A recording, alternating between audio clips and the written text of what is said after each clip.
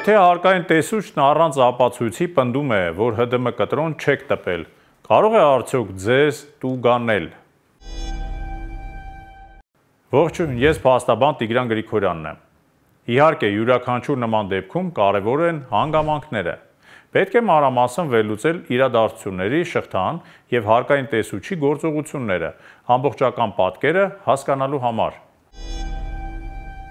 Սակայն մեր օրենսդրությամբ նախատեսված են մի շարք պարտադիր գործընթացներ, որոնք պետք է իրականացնի հարկային ծառայողը, նախքան հսկիչ գնում կատարելը։ Այդպիսի պարտադիր պահանջները շատ են, ուստի կարող եմ թվարկել դրանցից մի քանիսը։ Օրինակ, հարկային ծառայողը պետք է ներկայացնի իր ղեկավարի կողմից տրված հանձնարարագիրը, որում պետք է հստակ նշված լինի հսկիչ գնում կատարելու հրահանգ, պետք է նշված լինի այն ժամանակահատվածը, երբ պետք է կատարվի հսկիչ գնումը։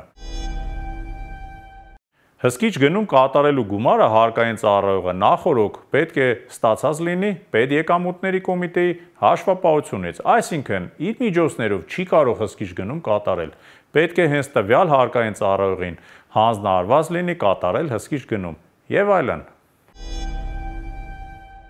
Հարկային տեսուչը պարտավոր է ապացույցներով հիմնավորել իր գործողությունները։ Եթե ապացույց չկա եւ վերոնշյալ պարտադիր պահանջները չեն պահպանվել, ապա նշանակված տուգանքը կարող եք բողոքարկել։ Իսկ բողոքարկման եղանակները հետեւյալն են. վերադասության կարգով, երբ բողոքը ներկայացնում եք ՊԵԿ նախագահին, իսկ մերժում ստանալու պարագայում դատական կարգով։ Նշեմ նաեւ, որ կարող եք սկզբից էլ ընտրել դատական կարգով բողոքարկման եղանակը։